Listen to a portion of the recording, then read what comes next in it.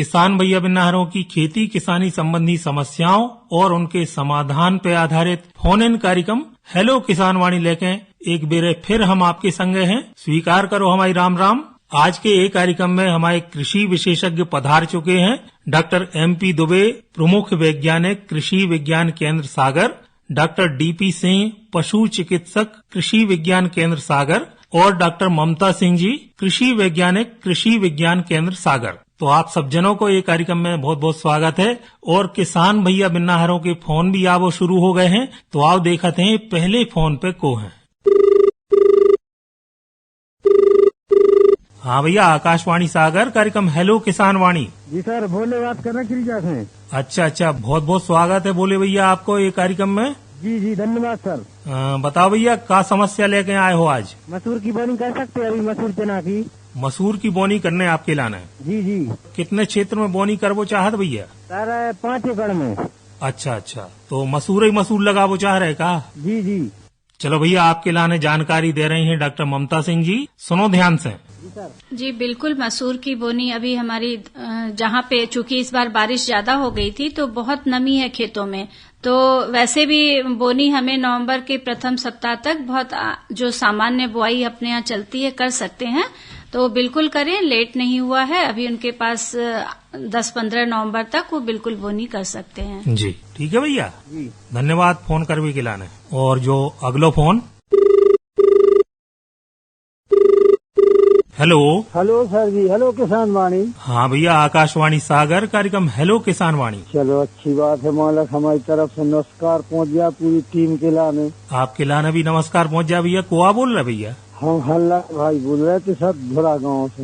अरे भैया, आप तो बड़े पुराने श्रोता हो हमारे कार्यक्रम के। जी सर। तो बताओ भैया, क्या जानकारी चाहत हो आज? गेहूँ से संबंधित जानकारी चाहते। गेहूँ में क्या जानकारी चाहत हो आप? बोनी करने हैं, बोनी गेहूँ उन्नत किस्म को लेके आए हैं हम, और गेहूँ हमने तेजस के नाम से लाओ है, वो भी मानो से बीज निगम से। और जमीन है हमारे पास पीरी मिट्टी, मानो रठिया बोला थे एक अपनी भाषा में, रठिया जमीन है हमारे पास। तो उसमें पर्याप्त रहे का, ऐसा तो नहीं है कि उपज मुपज कम दे जाए या और कोई दवाई खाद और डालने पर है कि बीज अपनी दारत है जी, ऐसी जानकारी मिल जाती सर तो ठीक रहती। चलो भैया, आपके लाने जानकारी दे रही हैं डॉक्टर ममता सिंह जी, सुनो ध्यान से। देखिए बिल्कुल, गेहूं की उन्नत किस्में जो लगा रहे हैं, जैसे उन्होंने तेजस की बात की, तो तेजस जो है ये कठिया गेहूं की किस्म है जी। तो जिससे हम दलिया है या सूजी बनाते हैं या सेवई बनती है, ये सारी इससे इन किस्मों से बनती है। इसका उत्पादन बहुत अच्छा है अगर वो अच्छे से खेती उसमें कर रहे हैं, उर्वरक डाल रहे हैं और सिंचाई कर रहे हैं, तो उसकी 70 से 75 कुंटल तक पैदावार, इसकी ज्यादा से ज्यादा उत्पादन है वो ले सकते हैं इसका।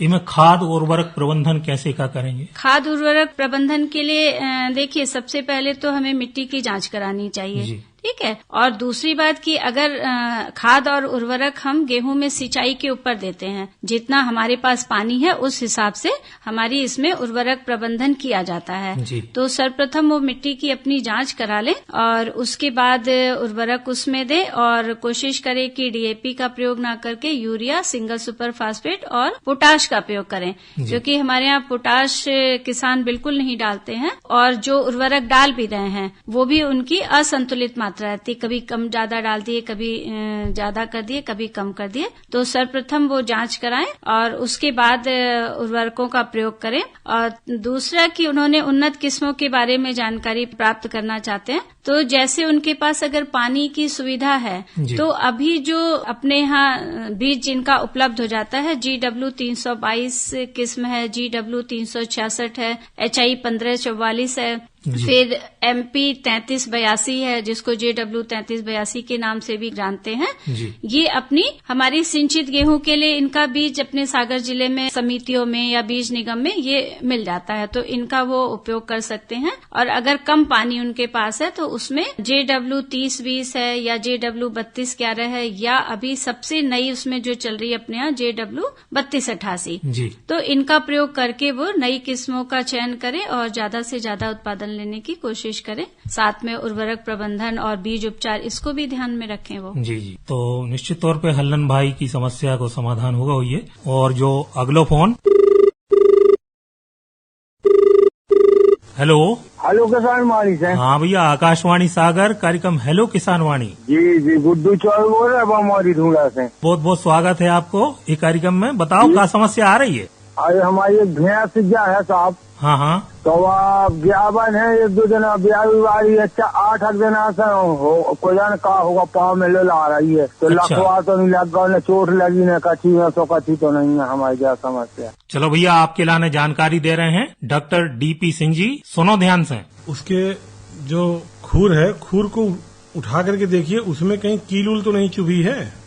खीन खो गए, आप देख ली अपन पूरा पाँव में देख ली, ऊँचा सूज हुआ है न कछु हुआ है, समझ में नहीं आ। वजनदार भैंस है तो वजन आगे के पाँव से जंगल जा रही। अच्छा, आगे के पाँव से लंगड़ा रही है? जी। अच्छा, तो किसी डॉक्टर को दिखाइए, इसलिए कि बिना उसको देखे समझ में नहीं आएगा, क्योंकि अगर कहीं चोट लगी रहती या कहीं पानी मानी ढाल कौन पानी ढाल गरम से पाँव पे ऊपर से। गर्म पानी या नमक से सिकाई करने से सिर्फ आराम नहीं मिलेगा। जी। उसके लिए दवा या उपचार भी आवश्यक होगा। वो तो पहले उसके बारे में पता चल जाएगा, उसके बाद ही नमक पानी और गर्म पानी से सिकाई करने से आपको लाभ मिलेगा। तो आपके जो करीब में कोई डॉक्टर हो, उनको पहले एक बार बुला करके दिखाएं। अरे वो बकला मकला बांधा कोई लोटा लग गया का चीज सब कर ले देसी नुस्खा तो। लेकिन अब डॉक्टर को बोले है न कई आज मैंने ब्याज तो कई कभी ठीक हो जाएगा। नहीं ठीक हुआ तो किसी एक डॉक्टर को बुला करके पहले दिखाइए। नहीं तो आपके अगल बगल कितने दूर पर है डॉक्टर का क्लिनिक या हॉस्पिटल पशुपालन? 2 किलोमीटर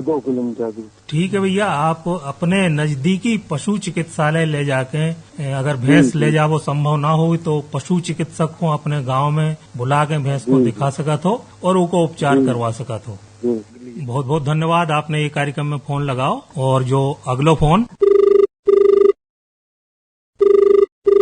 हेलो। हाँ भैया, आकाशवाणी सागर, कार्यक्रम हेलो किसान वाणी। सर पुष्पेंद्र लोधी, ग्राम खिरिया, पोस्ट मंगरदा, तहसील बंडा से बात कर रहे हैं। पुष्पेंद्र लोधी जी बात कर रहे हो? जी। बहुत बहुत स्वागत है भैया आपको ये कार्यक्रम में। जी।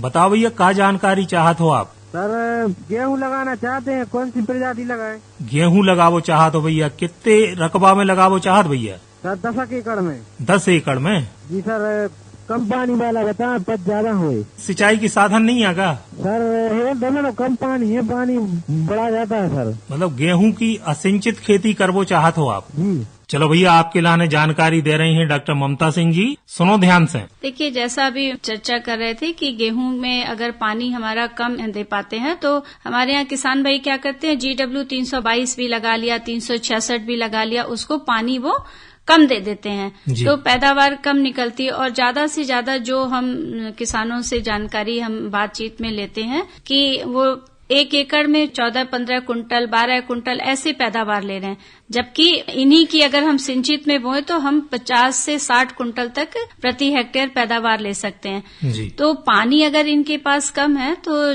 जवाहर गेहूं 3288 है, बहुत अच्छी किस्म इस समय चल रही है, उसका बीज अपने यहाँ सागर जिले में उपलब्ध भी है, वो उसकी बुआई कर सकते हैं। जी। और इसके अलावा JW 3020 है या JW 3211 है, इनका चूंकि थोड़ी पुरानी किस्म हो गई है तो अपने यहाँ बीज निगम या समितियों में उपलब्ध नहीं है, लेकिन 3288 का बीज उपलब्ध हो जाएगा उनको और वो उसका प्रयोग कर सकते हैं। ये 2 पानी में बहुत अच्छी, इसकी 35 से 40 कुंटल तक पैदावार इसमें वो ले सकते हैं। तो उम्मीद है पुष्पेंद्र लोधी भैया की समस्या को समाधान होगा हुई। और जो अगलो फोन।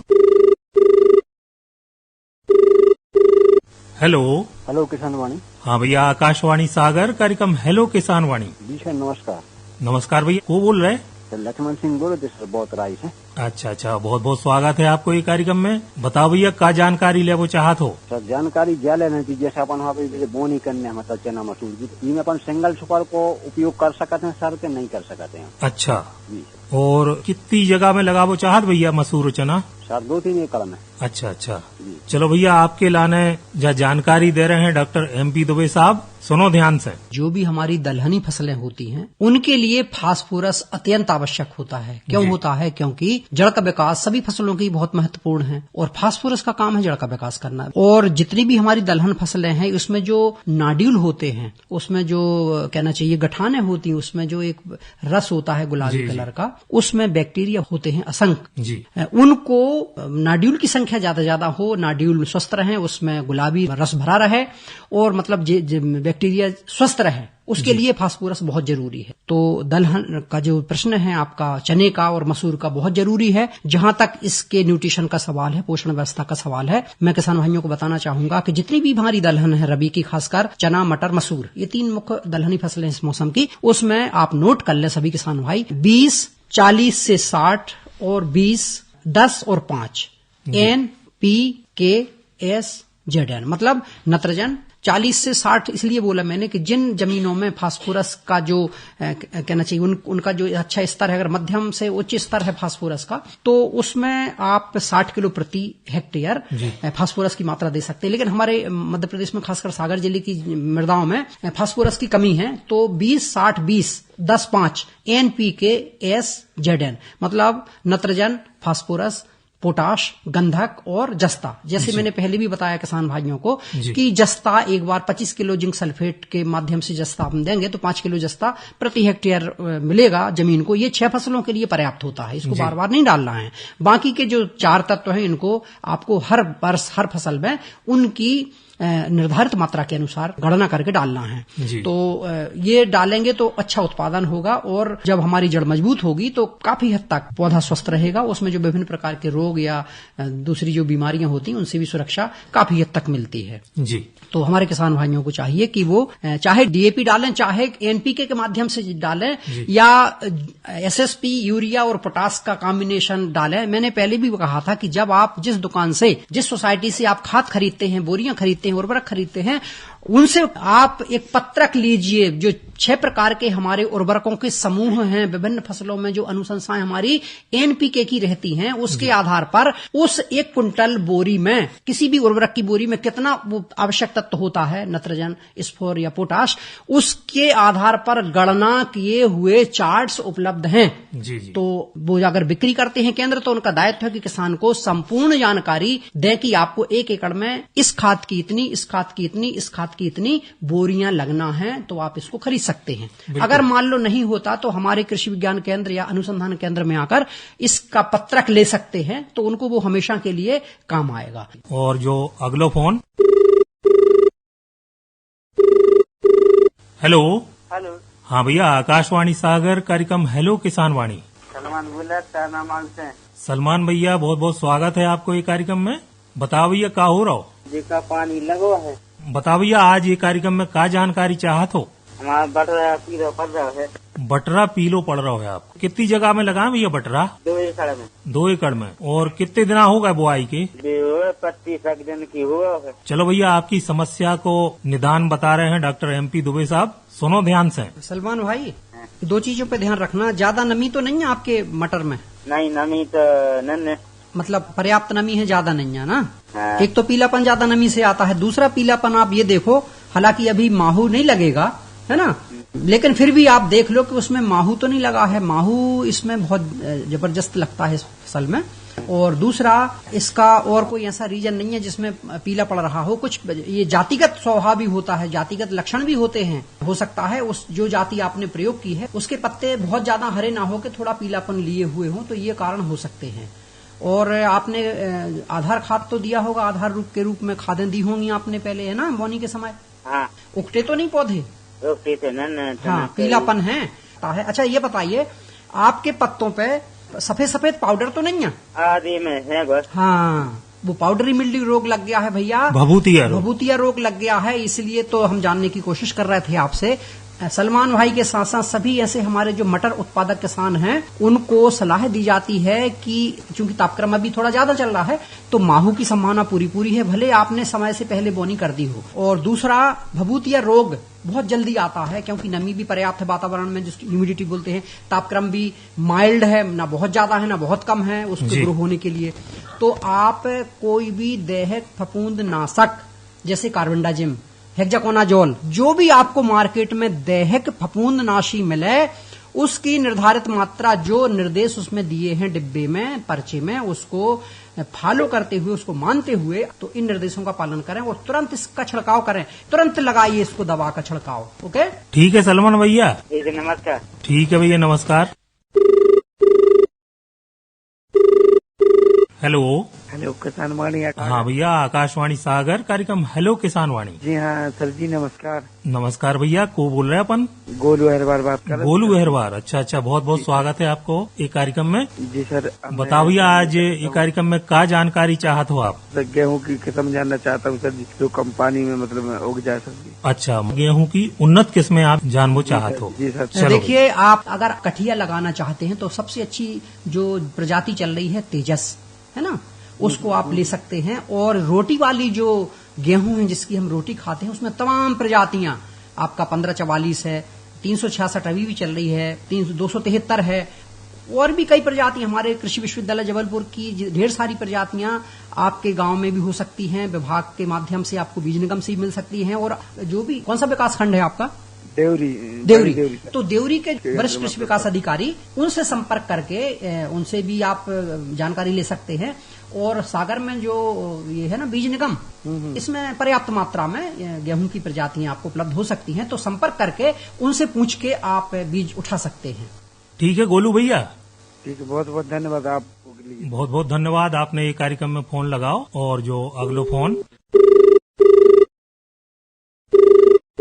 हेलो। हाँ भैया, आकाशवाणी सागर, कार्यक्रम हेलो किसान वाणी। जी सर, नमस्ते सर। नमस्ते भैया, को बोल रहे अपन? हम प्रशांत नगर ग्राम रात में बोल रहे हैं। अच्छा, बहुत बहुत स्वागत है प्रशांत भैया आपको। हाँ बताओ भैया, क्या समस्या लेके आए हो ये कार्यक्रम में? सर ये बोल रहा है गेहूँ टकार पे बो रहा है, कौन सी फसल गेहूँ बो में? गेहूँ बोने हैं आपके लाने? हाँ। और सिंचाई पानी वगैरह उपलब्ध है? पानी तो है, मैंने 2 ही पानी दे पास है, का लंबी दूरी है टकार बोले ना ये। हाँ ठीक है भैया, हम आपका प्रश्न समझ गए हैं। बहुत अच्छी प्रजाति जो हमारे क्षेत्र में अभी भी अच्छा उत्पादन दे रही है, आप लिख लें JW 3382। इसमें हालांकि 6 पानी लगते हैं।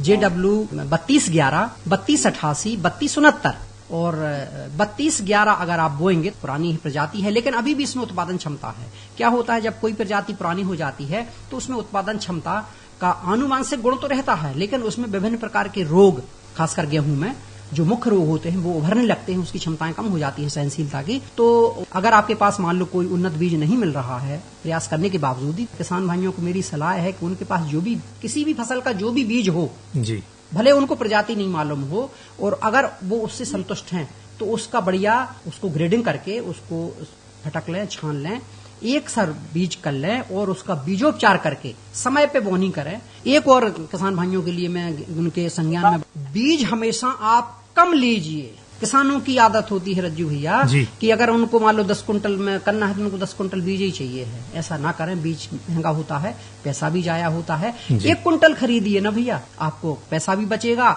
आपके उस वैरायटी के बारे के गुणधर्म भी पता चलेंगे और आपको अनुभव होगा उस प्रजाति। ठीक है भैया, ठीक है, बहुत बहुत धन्यवाद, आपने ये कार्यक्रम में फोन लगाओ। और जो अगलो फोन, हेलो। हाँ भैया, आकाशवाणी सागर, कार्यक्रम हेलो किसान वाणी। नमस्कार सर। नमस्कार भैया, को बोल रहे अपन? मैं ग्राम पोस्ट बरेठी से बोल रहा हूँ, मैं टुंडे अहरवार। हाँ, बहुत बहुत स्वागत है भैया टुंडे अहरवार जी। जी सर।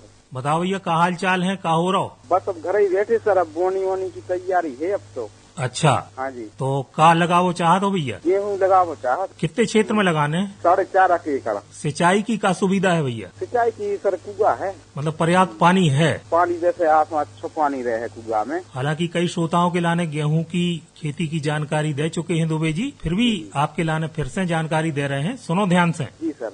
गेहूं की आपकी कौन सी प्रजाति आपके पास जो पिछले साल लगाई थी? पिछली साल नहीं सर लगा, तो पिछली साल तो 13 भाव तो सर। तो एक बार भैया गेहूं की खेती में आप क्या जानबो चाहत हो? जो जानबो चाहत सर, 1 कुंटल गेहूं में माने कितनो खाद डालें? अच्छा, देखिए 1 कुंटल का हिसाब नहीं रहता है। 1 कुंटल मतलब हमारा 1 हेक्टेयर का रहता है। बीज के हिसाब से हम लोग खाद की व्यवस्था नहीं बताते हैं उर्वरकों की। 1 हेक्टेयर क्षेत्र मतलब 2.5 एकड़ क्षेत्र में बीज लगेगा आपको 100 किलो, ठीक है? अच्छा जी। और आप लोग बोलते हो 1 एकड़ में 50 से 55 किलो, 40 किलो से आपको ज्यादा नहीं बोना है। जहाँ तक खाद का सवाल है, तो जो विभिन्न प्रकार के खाद आते हैं उनका कॉम्बिनेशन आपको जहाँ से आप खरीदेंगे वो बता देगा कि कितनी बोरी आपको एकड़ में लगेगी किसकी। लेकिन हमारा जो प्रति हेक्टेयर का जो मान है, कहना चाहिए वैल्यू है, आप उसको नोट कर लें। अच्छे उत्पादन के लिए जहाँ अच्छे सिंचाई की व्यवस्था होती है रज्जू भैया, वहाँ किसानों को 55 से 60 कुंटल गेहूं की उत्पादन मिलने की संभावना पूरी रहती है। इसके लिए जरूरी है 120 किलो नत्रजन, आपकी 60 किलो स्फोट, 40 किलो पोटाश, 20 किलो गंधक और 5 किलो जस्ता। जस्ता आपको 3 साल के बाद देना है, 6 फसलों के लिए पर्याप्त होता है जी। उस संग जो भी ध्यान रखना पड़े कि मिट्टी परीक्षण के आधार पर कितनी जरूरत है। बिल्कुल, मिट्टी परीक्षण अगर है तो बहुत अच्छी बात है। उससे क्या है कि कोई तत्व अगर ज्यादा है तो उसकी देने की जरूरत नहीं है, अगर किसी तत्व की ज्यादा कमी है तो वो तत्व उर्वरकों के माध्यम से ज्यादा देना पड़ेगा। ठीक है टुंडे भैया। जी जी जी सर। चलो बहुत बहुत धन्यवाद, आपने ये कार्यक्रम में फोन लगाओ। और जो अगलो फोन। हेलो। हाँ भैया, राम राम सर। हाँ भैया, आकाशवाणी सागर कार्यक्रम हेलो किसान वाणी। हाँ जी सर, किसान वाणी तो फोन लगाया है सर हमने।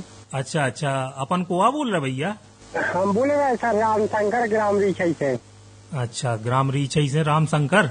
हाँ सर। हाँ भैया, बहुत बहुत स्वागत है। बताओ क्या जानकारी चाहत हो?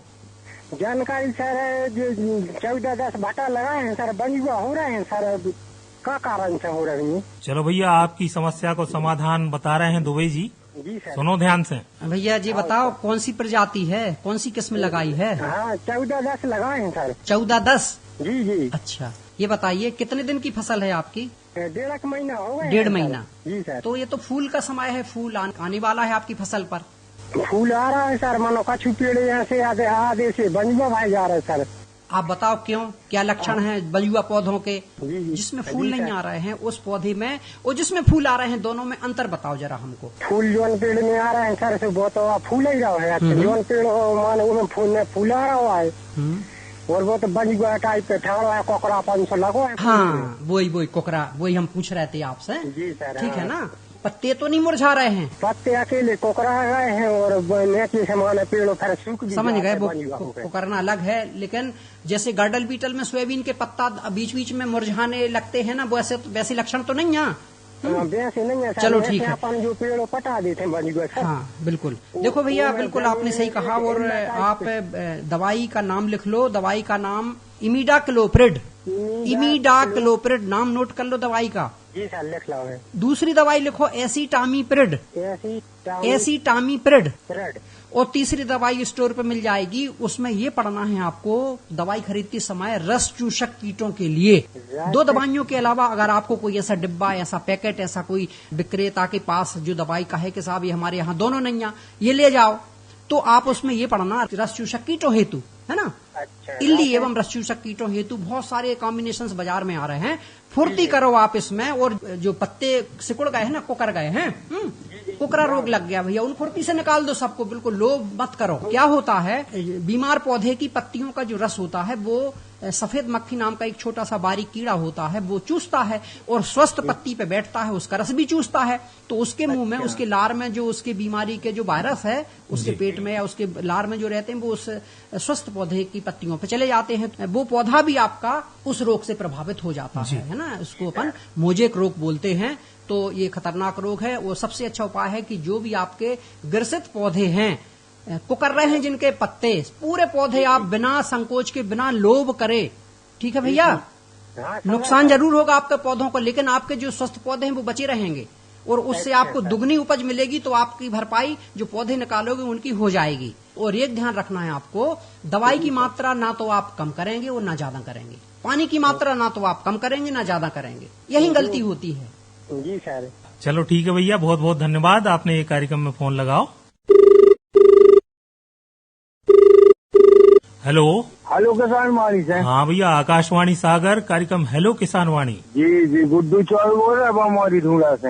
अरे भैया गुड्डू, बहुत बहुत स्वागत है आपको ये कार्यक्रम में। बताओ क्या समस्या आ रही है? हम जा कह रहे हैं कि 6 एकड़ जमीन अभी अपन ने यार ली है। हाँ, तो उनमें अपन मछली और चना। हाँ बिल्कुल भैया, आपके लाने जानकारी दुआएं दे रहे हैं। जा किसान वो जा भी चाहे कि चना का से उपचार करें और मसूर का से उपचार करें और किन किन बातों को ध्यान रखें बोनी करने के बाद। चलो भैया, आपके लाने जानकारी दे रही हैं डॉक्टर ममता सिंह जी, सुनो ध्यान से। आपको भैया मसूर बोनी है और क्या बताया आपने? चना वो है, तो 6 एकड़ अपन ने यार रही है।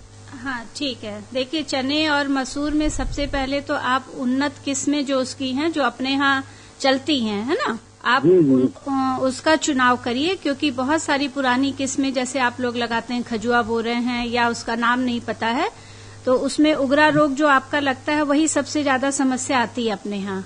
जी जी, JG 63 ले आती थी चना। हाँ, JG 63 है तो अच्छा है, बीज बहुत अच्छा है, उसका उत्पादन भी बहुत अच्छा होता है। आपको बीज उपचार करने के लिए ट्राइकोडर्मा एक जैव उर्वरक है जो उगरा का फफूंदनाशी इसको कहते हैं, मतलब ये एक तरह से इसको नष्ट करता है जो हमारे बीजों में खेतों में जो उगरा लग जाता है। तो आप हमारे सागर जिले में 2 कृषि विज्ञान केंद्र हैं, सागर में भोपाल रोड पे है और देवरी में है। चूंकि देवरी दूर पड़ेगा, आपका सागर में पास पड़ेगा, तो कृषि विज्ञान केंद्र में जैव उर्वरक उपलब्ध है। तो आप ट्राइकोडर्मा ले लीजिए, 1 किलो 1 एकड़ के लिए पर्याप्त रहेगा, है ना। उसको ले करके आप 40 से 50 किलो गोबर की खाद, अभी बुआई आपको कितने दिन में करनी है? अब बस बता रहा है तो 8 दिन बाद हो जाए। हाँ, 8 दिन तो बहुत अच्छा समय है। आप उसको आज या कल में उसको 1 किलो ट्राइकोडर्मा को 1 एकड़ के लिए ये पर्याप्त रहता है। और इसको जो पची हुई गोबर की खाद है या केचुआ खाद है उसमें मिला करके इसको आप रख दीजिए, ठीक है, 1 हफ्ते के लिए, जिससे उसमें नमी बनी रहे। और जब आप बुआई करने जा रहे हैं, आपका खेत तैयार हो गया, तो जब आप सीड ड्रिल से बुआई करने जा रहे हैं उसके पहले इसको 40 किलो से आप पूरा जो गोबर की खाद में आपने ट्राइकोडर्मा मिलाया है उसको छिड़क दीजिए और फिर बुआई कर दीजिए, ठीक है। ठीक है गुड्डू भैया। और जो अगला फोन, हाँ भैया, आकाशवाणी सागर कार्यक्रम हेलो किसान वाणी। जी सर, रामलाल बोल रहे हैं हमारे संग्राम है। बहुत बहुत स्वागत है भैया आपको ये कार्यक्रम में। बताओ भैया क्या समस्या है? जी सर, जैसे भैंसे गई हैं, इनके लाने शीत हो जाते हैं इन दिनों, ज्यादातर ठंड लग जाता, एक ही बार बताओ पास कोई। हाँ हाँ भैया बिल्कुल। कितनी भैंसे पाले अपन? सर 2 भैंसे हैं हमारे पास में। अच्छा अच्छा, बिल्कुल भैया आपके लाने बता रहे हैं, जानकारी दे रहे हैं डॉक्टर DP सिंह जी, सुनो ध्यान से। जी सर। तो आप भैंस को कहाँ बांधते हैं, खुले में कि छाये में? छाया मानते हैं सर, फिर भी शीत हो जाता है। जहाँ आप बांधते हैं वहाँ शाम के समय में थोड़ा सा धुआं कर दिया करिए, आग जला दिया करिए। दूसरा, जहाँ भी अपने जानवरों को बांधते हैं वहाँ हवा का दबाव कम रहे, जैसे कि उनको शीत न लगे। ठीक है भैया। ठीक है सर, जयराम जी। जयराम जी, जयराम जी भैया। तो डॉक्टर साहब बहुत बहुत धन्यवाद आपको इतनी उम्दा जानकारी देवे के लाने। उम्मीद है हमारे सभी किसान भैया आ रहे हैं ये जानकारी को फायदा उठे हैं। और यही के संगे आज को हेलो किसान वाणी कार्यक्रम में तई संपन्न हो रहा है। चलवे के पहले बता दें भैया कि आज के ये कार्यक्रम में हमारे जो कृषि विशेषज्ञ पधारे थे, डॉक्टर MP दुबे साहब, प्रमुख वैज्ञानिक कृषि विज्ञान केंद्र सागर, डॉक्टर DP सिंह जी, पशु चिकित्सक कृषि विज्ञान केंद्र सागर, और डॉक्टर ममता सिंह जी, कृषि वैज्ञानिक कृषि विज्ञान केंद्र सागर। तो आप तीनों जनों को बहुत बहुत धन्यवाद। आज के एक कार्यक्रम को संचालन कर रहे थे हम राजेंद्र नारायण तिवारी।